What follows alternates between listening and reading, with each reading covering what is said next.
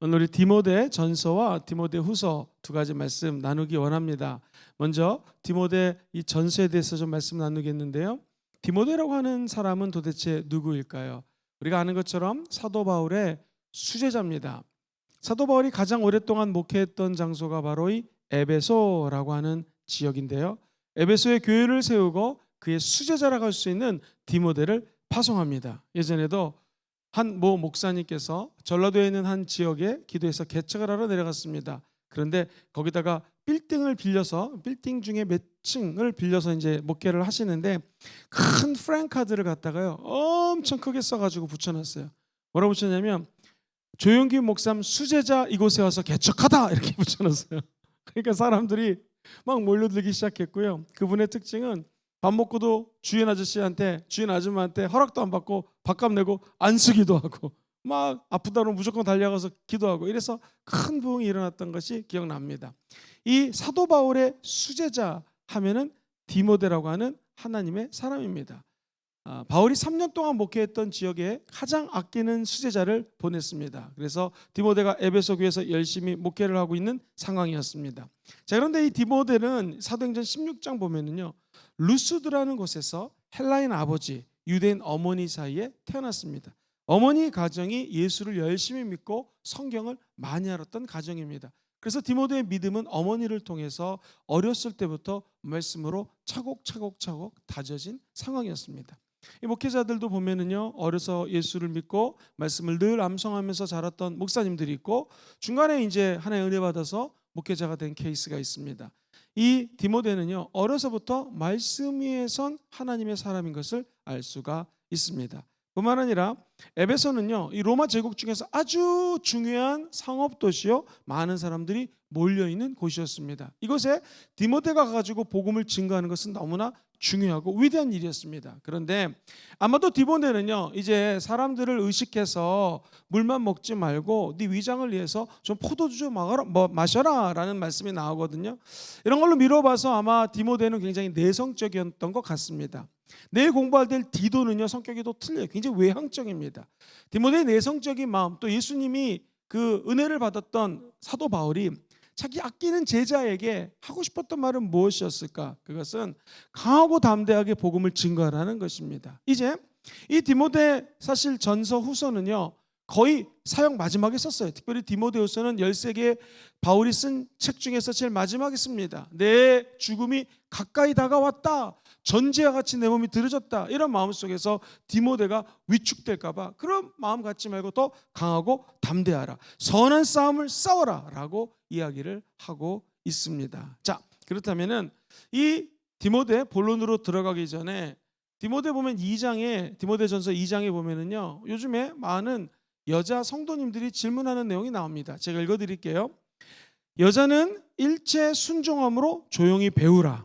이상하게도 가장 논쟁이 많은 장면이 2장에 이렇게 적혀져 있습니다. 여자가 가르치는 것 금지, 남자를 주관하는 것 허락하지 않는다. 오직 조용히 있어라. 그 다음에 만일 여자가 정숙함으로 믿음과 사랑의 거룩함에 거하면 그는 해산함으로 구원을 얻을 거다. 지금 2000년 동안 수없이 많은 논쟁이 되었던 부분입니다. 아니 기독교는 다른 종교에 비해서 굉장히 여성에 대해서 평등을 외치고 그러지 않습니까? 이거 이제 조심하셔야 됩니다. 에베소라는 지역은 해협이 있듯이 지역에 위치하고 있다고 말씀드렸죠. 수많은 사람이 왔다 갔다 하면서 상공업이 발달되었고요. 군인들의 요충지였고요. 정치 지도자들이 모이는 곳이 에베소였습니다. 이 에베소라는 지역에 풍요의 여신을 갖다가 모셔놓고 사제들, 이 종교 집단에서 행해지는 백태가 어떤 거였냐면 사제라고 읽으면서 여자 창녀들이 실제로는요 자기들이 종교 집단에서 일을 한다고 하지만 재물을 갖고 온 남자 이 사람들하고 몸을 섞는 일이 벌어졌습니다. 얼마나 음란한 동네였습니까? 사도 바울이 여자들에게 조용히 하고 경건해야 되고 말씀드렸던 것처럼 베일, 수건을 써야 된다는 이 모든 것들은요 당시 문화적 배경, 역사적 배경을 이해하셔야 됩니다. 이런 음란한 동네 에베소라는 지역에 우리 예수 믿는 공동체, 특별히 우리 성도들은 음란한 사람들이 아닙니다. 그래서 그때 풍습 속에서 여자는 순종함으로 조용히 배우라, 남자를 주관하는 것을 허락하지 않는다라고 여성 비하, 남성 우월주의적 관점에서 쓴 글이 아니라는 것입니다. 사랑하는 성도님들, 이 에베소라고 하는 특수한 지역 상황 속에서 사람들이, 이 예수 믿는 사람들이 막 인육을 먹는 것 같고 피를 마시는 것 같고 이상한 오해들이 퍼지면서, 아니 우린 그런 공동체가 아니라 여성들은 저 종교 집단에서 일하는 여사제들과는 완전히 틀린 사람입니다 라는 맥락에서 이 디모데 전서에 여성에 대한 언급이 되어 있다는 것. 사실은요, 이 사도 바울 때만 해도요, 여성들에게 기도하라는 내용이 나옵니다. 여자들이 기도할 때 여기서 이 기도는요, 대표 기도예요. 그러니까 오늘날 일반 우리 교회에서도 2000년이 지났는데 주로 대예배 장로님들이 기도하지 않습니까? 남자들이 기도하잖아요. 근데 2000년 전에는요, 여자 성도들이 대표 기도했던 것을 볼 수가 있습니다. 특별히 여자 성도들도 프로페사잉, 예언을 했는데 2000년 전의 예언은 설교거든요. 심지어 여자 성도들도 대표 기도뿐만 아니라 설교할 수 있는 상황이었어요. 그러니까 기독교 공동체는 여성 폄하나 여성을 비하시키는 기독교가 아니라는 것을 알 수가 있습니다. 이 점을 좀 먼저 얘기하고 본격적인 본론에 들어가도록 하겠습니다. 자, 그렇다면은 오늘 이 디모데전서 289페이지를 보시면은요, 역시 이단과 사설이 에베소에 많았다고 그랬죠. 이것을 경계하기 위해서 글을 썼다라고 우리 책은 얘기를 하고 있습니다. 특징, 혹시 책이 있으면 같이 한번 읽어볼게요. 초대교회의 시작, 초대교회의 성장 과정에 따른 여러 가지 상황과 내용을 알려주는 자료로서의 가치가 있다. 그때 당시 어떤 공동체였고 어떤 사람들이 예수 믿었는지를 잘 알 수 있습니다. 디모데 개인에게 사도 바울이 편지를 적었지만 실제로는요, 교회, 목회 전반, 그리고 그 당시 교회 조직이 어땠는지를 알 수 있는 굉장히 중요한 자료가 바로 이 디모데 전서입니다. 자, 그렇다면은 디모데 전서, 디모데에게 편지를 쓰면서 사도 바울은 제일 먼저 뭐라고 그랬을까요? 우리 주께로부터 같이 해볼까요? 은혜와 긍휼과 평강, 시작, 은혜와 긍휼과 평강이 있기를 원하노라 라고 하면서 책이 시작됩니다. 사도 바울이 이제 자기의 생명이 얼마 남지 않았음을 직감하면서 사랑하는 제자에게 축복하고 싶었던 것은 너에게 은혜가 있을지어다, 두 번째 긍휼함이 있을지어다, 그리고 무엇보다도 목회하면서 평강이 있을지어다, 이 세 가지를 축복합니다. 만약 우리도 우리 자녀들에게 편지를 쓴다면 세 가지 축복입니다.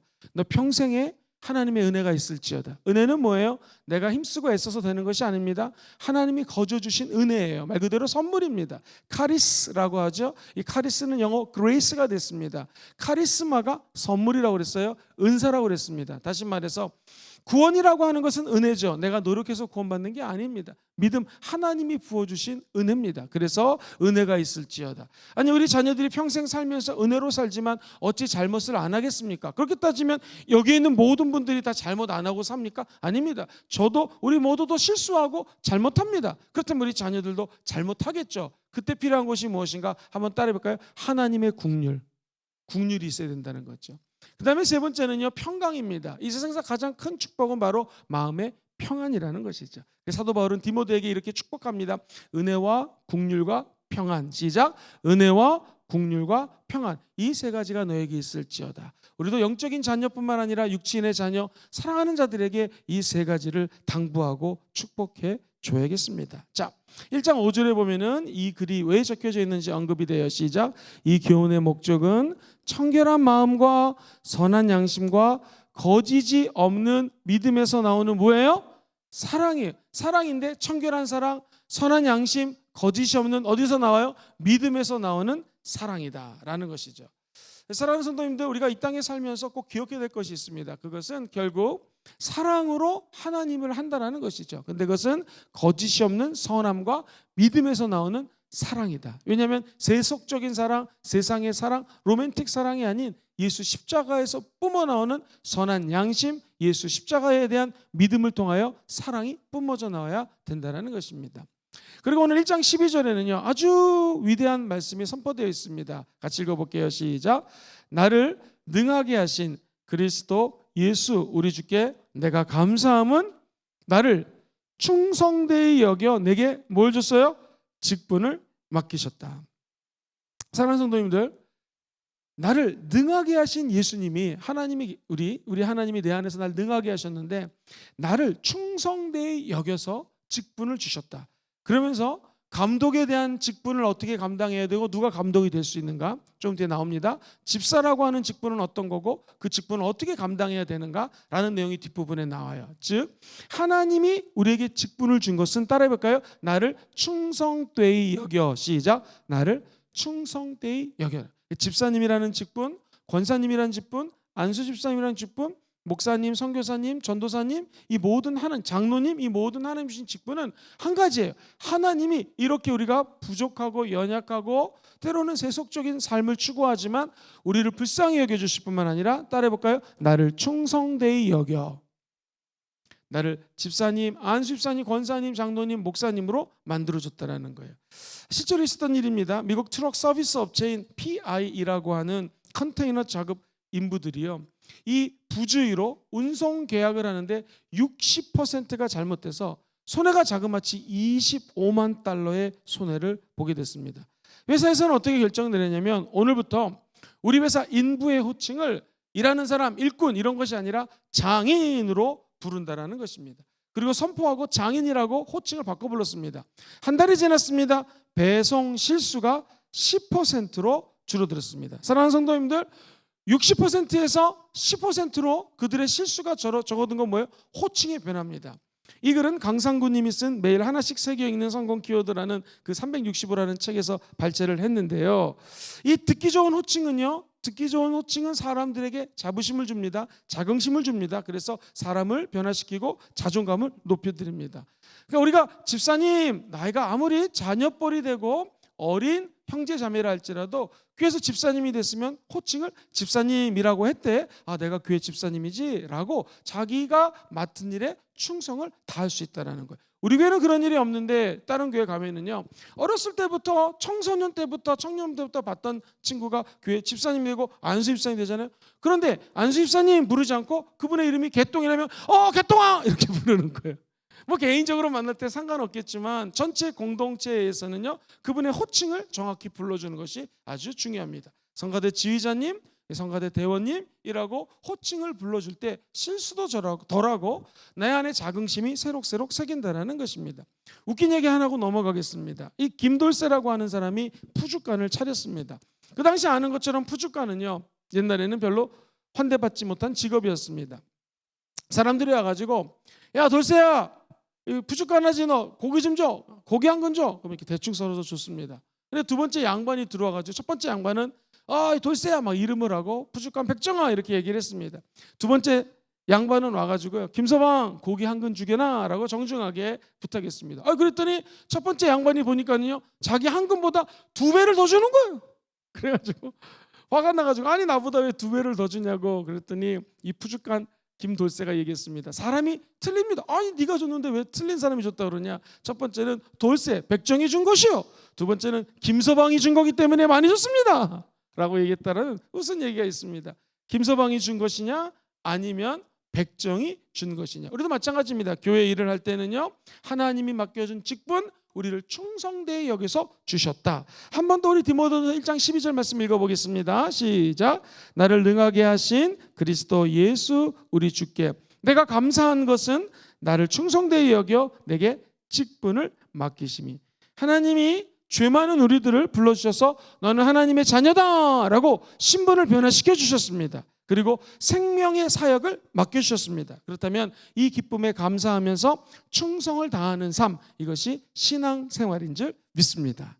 자, 드디어 사도 바울이 이 교회에 대한 일을 하면서 감독의 자격에 대해서 이야기를 합니다.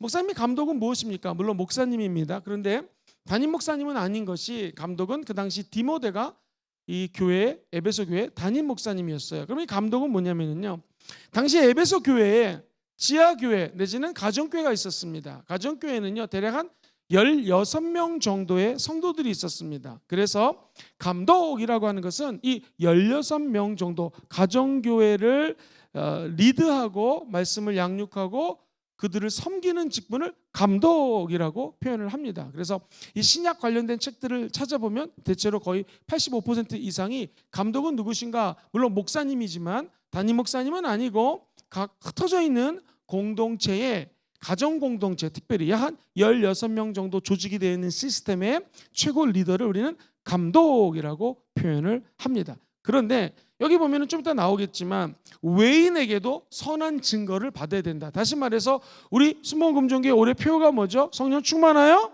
칭찬받는 사람. 외인에게 선한 증거를 얻는다는 것은 외인들에게 칭찬을 받는 사람이라는 거예요. 그러니까 기독교 공동체 말고도 세상에 믿지 않는 사람들에게 칭찬받는 사람이 감독의 직분이었어요. 그런데 이것이 지금 말이 쉽지 굉장히 어렵습니다. 왜냐하면 예수 믿는다고 밖에 나가면 무조건 죽습니다. 예수 믿는다는 게 알려지면 죽어요. 그러니까 이 가정에서 16명 정도를 이끄는 소그룹 내지는 조그만 가정교회 리더신데, 이 감독님이 뭐 목사님 같은 직분인데 나 예수 믿어요 하면 그냥 죽습니다. 그때는 그런 상황 속에서 외부 사람들에게 칭찬받는다, 외부 사람들에게 박수받는다, 이건 생명을 내놓고 일을 하는 것입니다. 다시 말해서 이 감독 직분은요, 거의 순교할 것을 각오하고 일하는 리더를 감독이라고 표현할 수가 있습니다. 오늘날 많은 사람들이 이 감독의 을 3장 1절을 가리켜서 이렇게 표현합니다. 같이 3장 1절만 먼저 읽어보겠습니다. 시작. 미쁘다 이 말이요, 곧 사람이 감독의 직분을 얻으려 하면 선한 일을 어떻게 해요? 사모해야 된다. 선한 일을 사모한다는 것은, 선한 일은 뭐예요? 교회 공동체에 유익을 끼치는 것이 감독, 오늘날로 치면 재직이 마땅히 해야 될 것이다. 재직은 어떤 사람인가? 교회에 유익을 끼치는 사람이라는 것이죠. 두 번째, 그 선한 일, 교회 유익을 끼치는 일을 사모하라. 이것은 한번 따라해 볼까요? 열정, 헌신. 열정과 헌신 없으면 그 사모하는 일을 감당할 수가 없어요. 말씀드렸던 것처럼 에베소 교회 가정교회 성도들은 나가면 예수 믿는다면 죽는 상황입니다. 이런 이 열정 없으면, 사모하지 않으면 이 직분을 감당할 수가 없습니다. 도대체 감독의 자격은 몇 가지일까요? 15가지로 성경은 언급합니다. 우리 저걸 보면 같이 한번 읽어볼까요? 자, 연두 색깔 왼쪽 시작. 책망할 것이 없다. 선한 평판을 가져야 된다는 것이죠. 두 번째 시작. 자, 뭐라고 그랬습니까? 한 아내, 두 아내가 아내입니다. 그 당시 이 에베소서는요, 굉장히 지역이 음란했고 아내 말고도 첩을 거느릴 수 있는 문화적 상황이 있었기 때문에 언제든지 음란한 것에 빠질 수가 있었는데, 사도 바울은 분명히 한 아내의 남편이 되어라. 흡사 오늘날과 비슷합니다. 한 아내의 남편이 교회의 직분이 될 수 있다. 세 번째 시작. 셀프 컨트롤이죠. 자기 통제입니다. 네 번째 신중함이. 이거 하나 밑줄 그으면 좋겠어요. 신중하다는 것은 깊이 생각하고요, 분별하는 거고요, 통찰력이 있는 것입니다. 다섯 번째 읽어볼까요? 시작. 단정하며. 여섯 번째 시작. 나그네를 대접하며. 일곱 번째 시작. 가르치기를 잘한다. 자, 여기서 나그네를 대접한다는 것은 3장 2절에 나오는데, 잠깐 저를 화면을 비춰주시죠. 이 에베소라고 하는 지역은 아까도 말씀드렸던 것은 수많은 사람들이 교통이 발달했던 장소이기 때문에 왕래가 잦았어요. 그런데 이 예수 믿는 사람들 가정에 홈스테이, 민박하기를 원하는 사람들이 많았어요. 두 가지였습니다. 첫 번째, 우리가 얘기하는 뭐 호텔이나 여인숙이나 여관에 가면은 음란한 짓이 너무나 많았기 때문에 난 그게 싫습니다. 그래서 예수 믿는 가정, 깨끗한 가정, 경건한 가정에 민박하겠습니다. 믿지 않는 사람도 두 번째, 왜 예수 믿는 집안에 그 홈스테이를 하기를 원했는가? 되게 재밌습니다. 내가 만약에 호텔이나 엉뚱한 여인숙에 가서 잠을 자면은요, 우상 숭배를 하고 남은 음식들을 먹어야 되거든요. 그런데 외부 사람들도 이것을 싫어하는 사람들이 있었어요. 유대인들도 마찬가지고 외부 이방인들에게 바쳐졌던 음식, 우상 숭배를 먹기 싫었기 때문에 기독교인 집에 가서 홈스테이를 하면, 민박을 하면 이런 음식을 먹지 않습니다. 그래서 음란하지 않기 위해서, 또 우상에게 바쳐진 제물 음식 먹지 않기 위해서 사람들이 기독교인 집안에 와서 민박을 많이 했다라는 거예요. 그래서 여기 여섯 번째, 나그네를 잘 대접해라 라는 것은 이 경건한 삶을 선호하는 사람들이 이곳에 왔을 때 잘 겸손하게 대접함으로 말미암아 뭘 하라는 거예요? 전도하라는 것이죠. 이렇게 공동체에 찾아온 사람들을 잘 대접함으로 말미암아 우리 예수 믿는 한 공동체 가정으로 받아들여야 된다라는 것입니다. 감사한 것은 내일 주일도 30대 40대 젊은 한 가정이, 유치원 아이들 2명이 있는 젊은 가정이 내일 교회 출석하기로 마음을 먹었습니다. 바라기는 원수마귀가 방해 안에서 목적대로 다 교회에 잘 오기를 주의 이름으로 기도합니다.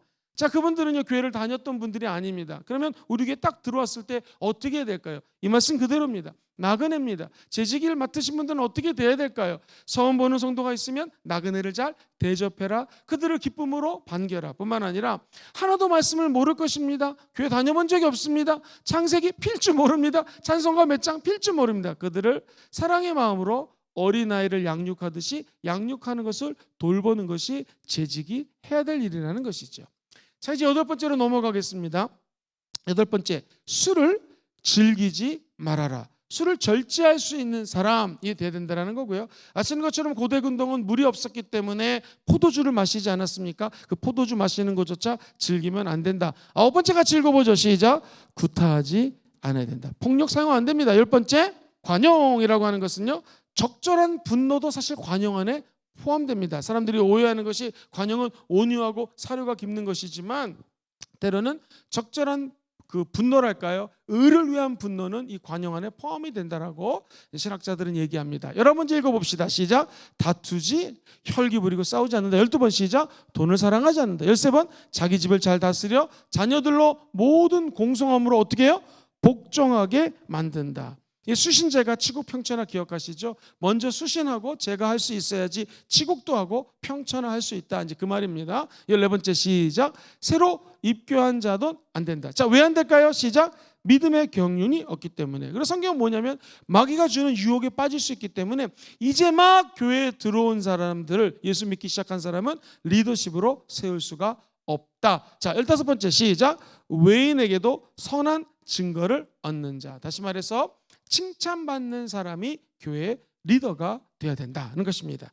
자, 그렇다면 우리가 알고 있는 이제 집사님의 자격입니다. 감독이 16명 정도의 레벨 되는 완전 가정교회의 리더, 오늘날로 치면은 장로님이나 부목사님 같은 정도의 레벨이라고 굳이 표현한다면 이 집사님은요 이런 것을 의미합니다. 이 항존직이 우리 일반 교회는 3가지가 있는데 안수 집사님, 권사님 그리고 우리 장로님들은 항존직이에요. 뭐냐면은 천국 갈 때까지 그 이름이 따라가는 거예요. 근데 엄격히 말하면 서리 집사님들은요 1년에 한 번씩 다시 뽑습니다.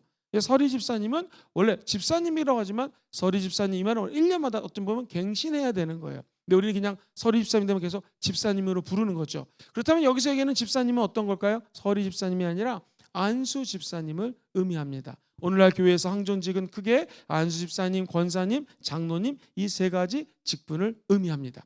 자, 한번 여러분 갖고 있는 교재도 보셔도 좋고 아니면 화면을 보셔도 좋습니다. 똑같습니다. 먼저 첫 번째, 남자는 집사님이 되려면 어떻게 해야 되는가? 읽어볼까요? 시작.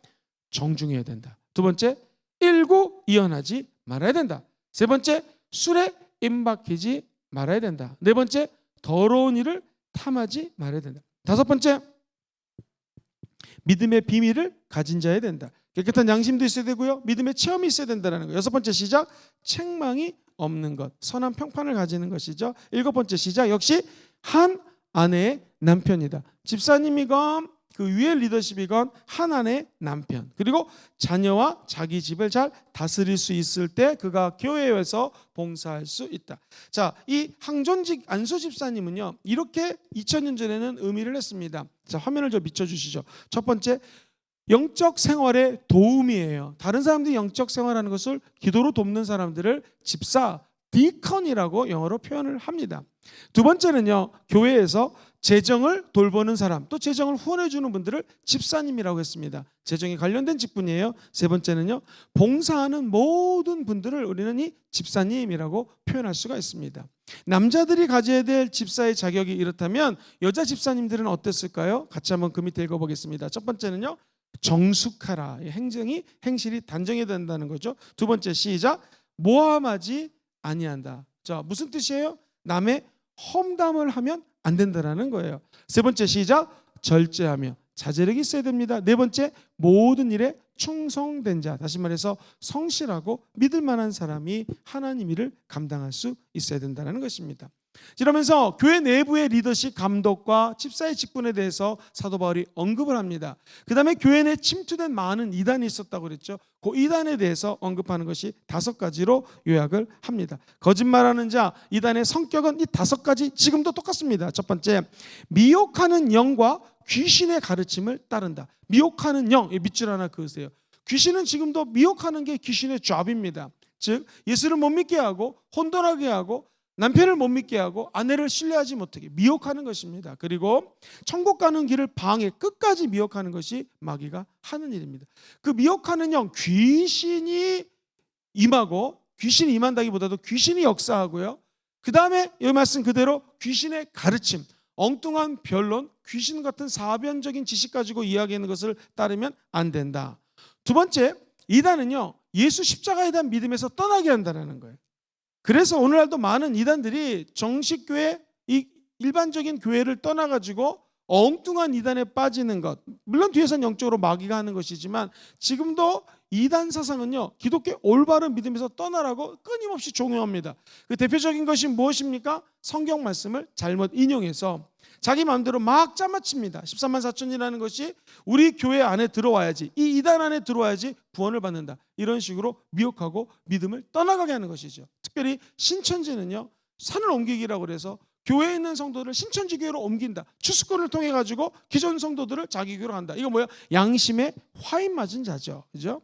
네 번째는 무엇이냐면 외식함으로 거짓말을 합니다. 이단은 끝단자, 끝이 틀린 거예요. 그러니까 처음은 비슷한데 이단 끝이 다른 거예요. 거짓말을 해가지고 결국에는 외식함으로 지옥에 빠뜨리는 것이 이단입니다. 마지막 다섯 번째 읽어봅니다. 시작. 혼인하지 마십시오. 그리고 어떤 식물은 먹지 말라고 합니다. 자, 결혼했으면 남자랑 이혼해. 그리고 우리 이 모임에 들어와야 돼. 남편이 우리 들어오는 거 방해하지. 남편을 떠나. 아내가 방해하지. 가족을 붕괴시킵니다.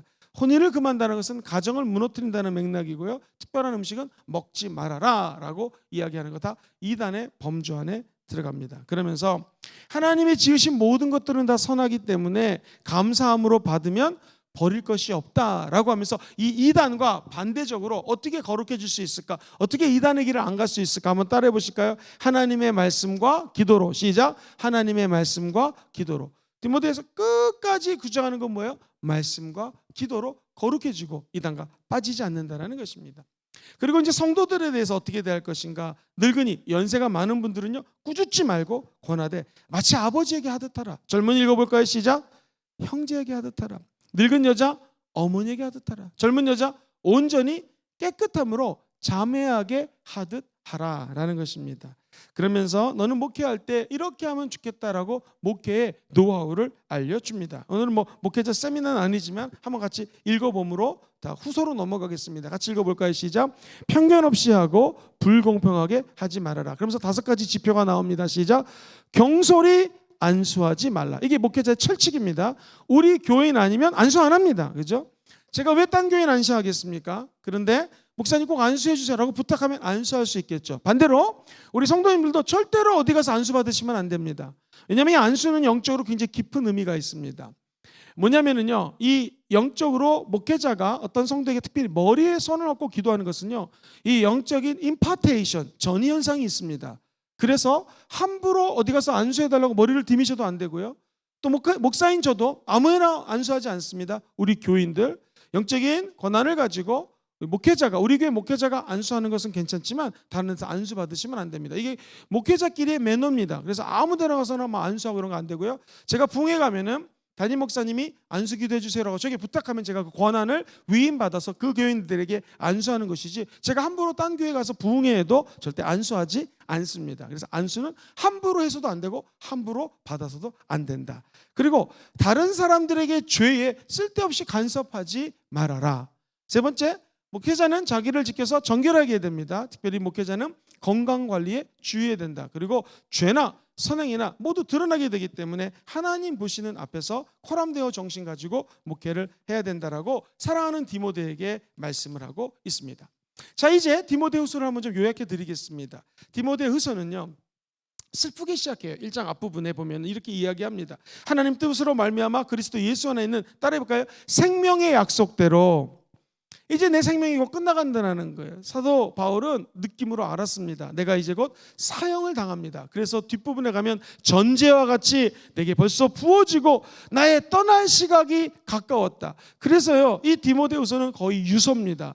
마지막 사도 바울이 유서를 남긴 게 있다면 13권의 책 중에서 제일 마지막 쓴 디모데 후서입니다. 디모데는 사형 집행이 가까우자 마음이 의기소침합니다. 그래서 디모데에게 이렇게 얘기합니다.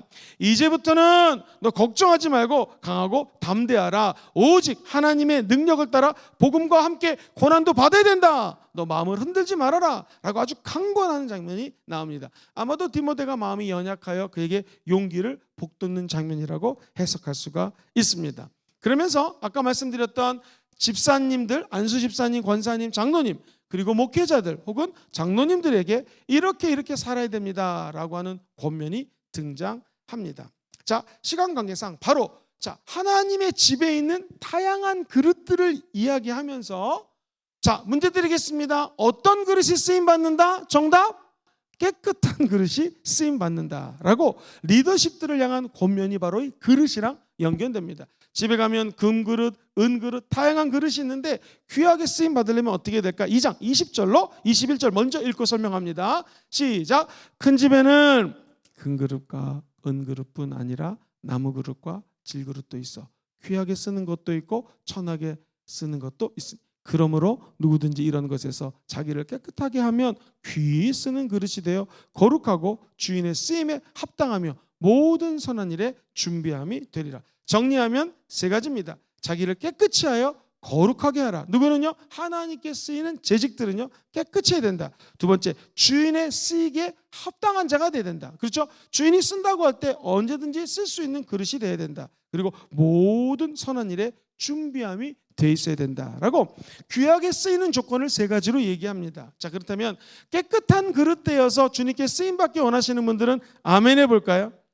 세 가지로 요약이 됩니다. 22절부터 23절 먼저 읽고 제가 정리해 드릴게요. 시작.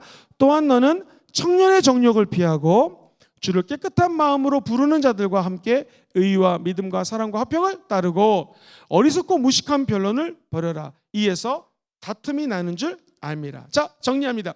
깨끗한 그릇에 쓰임 받으려면 첫 번째, 청년의 정욕을 피하라. 두 가지를 해석할 수가 있습니다. 청년의 정욕이라는 것은 아직 미숙한 자들이에요. 꼭 나이가 청년이라는 뜻 아닙니다. 그래서 예수 믿지 않는 사람들, 세상의 것들이 때묻히고 와가지고 또 예수를 오랫동안 믿었지만 아직 세상과 하나님 나라에 양다리를 걸치고 있는 이 청년의 정욕, 그 예수 그리스도에 반하는 하나님의 규정, 하나님의 말씀에 반하는 정욕을 조심해라. 피해야 된다라는 것이고요.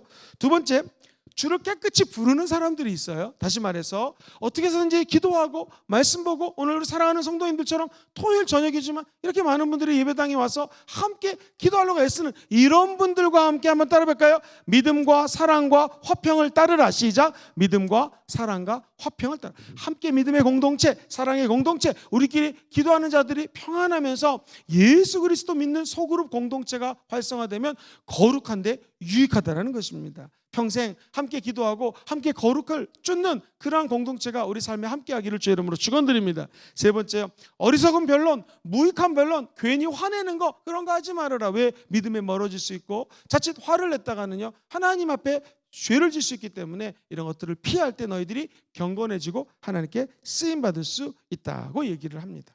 그러면서 주의 종의 태도는 어떤 것인가? 여기서 주의 종은 물론 목사님을 의미합니다. 디모데 목회자죠. 뿐만 아니라 말씀드렸던 감독님 16명 정도를 그룹핑해서 리더하고 있는 오늘날 장로님 같은 분들 혹은 안수집사님, 권사님, 집사님들을 향하여 이야기를 합니다. 먼저 24절, 26절을 읽고 제가 5가지로 정리합니다. 시작. 주의 종은 마땅히 다투지 아니하고 모든 사람에 대하여 온유하며 가르치기를 잘하며 참으며 거역하는 자를 온유함으로 훈계할지니 혹 하나님이 그에게 회개함을 주사 진리를 알게 하실까 하며 그들로 깨어 마귀의 올무에서 벗어나 하나님께 사로잡힌 바 되어 그 뜻을 따르게 하실까 함이라. 자, 5가지입니다. 첫 번째 한번 따라볼까요? 다투지 말아야 됩니다.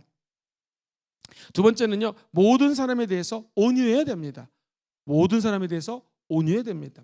이 재직들은요 가르치기를 잘해야 됩니다. 물론 가르치는 은사가 있으면 좋겠지만 여기서 뭐예요? 친절한 태도로 처음 오는 성도 또는 믿음이 연약한 자에게 잘 가르쳐줘야 된다. 네 번째 한번 따라해볼까요? 참아야 한다. 이게 제일 어렵습니다. 이 교회 재직은요 다 분낼 수 있고 화낼 수 있지만 참아야 됩니다. 왜냐하면 우리를 통하여 하나님의 영광이 드러나야 되기 때문에 끝까지 인내해야 된다는 것이죠. 마지막, 거역하는 사람들이 있거든요. 그들을 회개를 위하여 온유함으로 훈계해서 그들이 나중에 회개하고 주께 돌이킬 수 있으니까 온유함으로 훈계해라 라고 이 말씀은 마무리를 해가고 있습니다. 자, 그렇다면은 이 말세의 징조에 대해서 한번 언급을 하고 좀 말씀을 정리하겠습니다. 좀 긴데, 말세에는요 경건의 모양은 있어요. 그런데 경건의 능력을 부인하는 자들이 나타나요.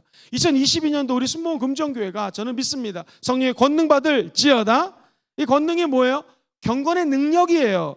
경건의 모양이 아닙니다. 이 권능 잘못 오해해서 우리 권능 받으시다면 쫙 막 이러고 막 방언하고 이런 걸 오해하잖아요. 근데 그런 권능이 아니에요. 이 권능은 뭐냐면은요, 경건할 수 있는 능력이 권능이다. 시작.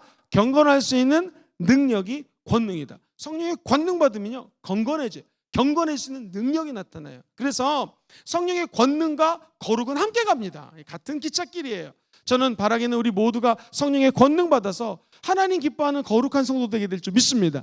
근데 마지막 때는 마귀가 반대로 거룩하지 못하게 하고 이 세상에 자신에 대한 죄를 짓게 해요. 세 가지입니다. 박스를 보면서 보겠습니다. 첫 번째, 자기를 사랑하고, 두 번째, 돈을 사랑하고, 세 번째 어떻게 해요? 자랑하게 만들어요. 이건 내 자신에게 짓는 죄라는 것이죠. 이웃에게 짓는 죄입니다. 우리 자동으로 읽어봅시다. 시작. 교만하며 비방하며 부모를 거역하며 감사하지 아니하며 거룩하지 아니하며 무정하며 원통함을 풀지 아니하며. 계속 읽어볼까요? 시작. 무정하며 절제하지 못하며 사나우며 선한 것을 좋아하지 아니하며 배반하며 조급하며 자만하며. 이것이 이웃에게 짓는 죄인데 마귀는 이것을 틈탄다. 자, 마지막으로 하나님에 대한 죄는 뭘까요? 두 가지. 시작.